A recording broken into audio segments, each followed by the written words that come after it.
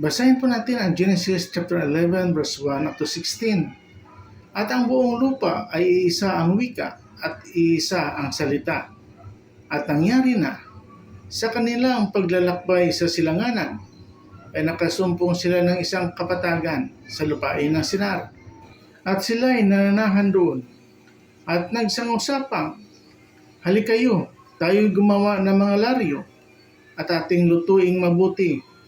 At inari nilang bato ang laryo at ang biton ay naring argamasa. At nagsipagsabi, halikayo magtayo tayo ng isang bayan natin at ng isang muog ng taluktok niyaon ay aabot hanggang sa langit.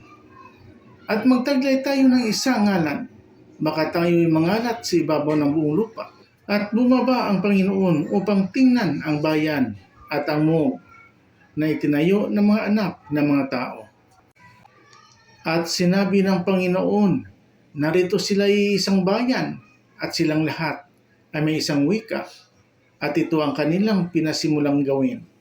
At ngayon nga'y walang makasasawata sa anumang kanilang balaking gawin. Halikayo, tayo'y bumaba at diyan din ay ating guluhin ang kanilang wika na anupat sila'y huwag magkatalastasan sa kanilang salita. Ganito, pinanabog sila ng Panginoon mula riyan sa ibabaw ng buong lupa at kanilang iniwan ang pagtatayo ng bayan.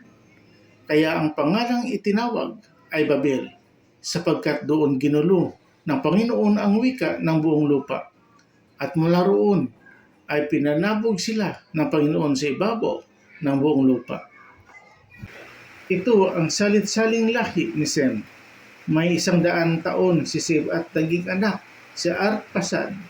2 taon pagkatapos ng bahang gumunaw.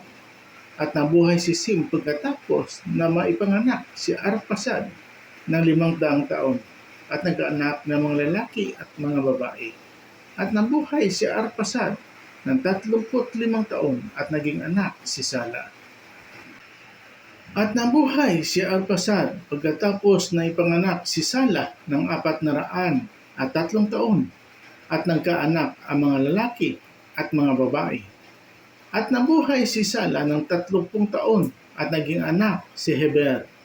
At nabuhay si Sala pagkatapos na maipanganak si Heber na 403 taon at nagkaanak ng mga lalaki at mga babae.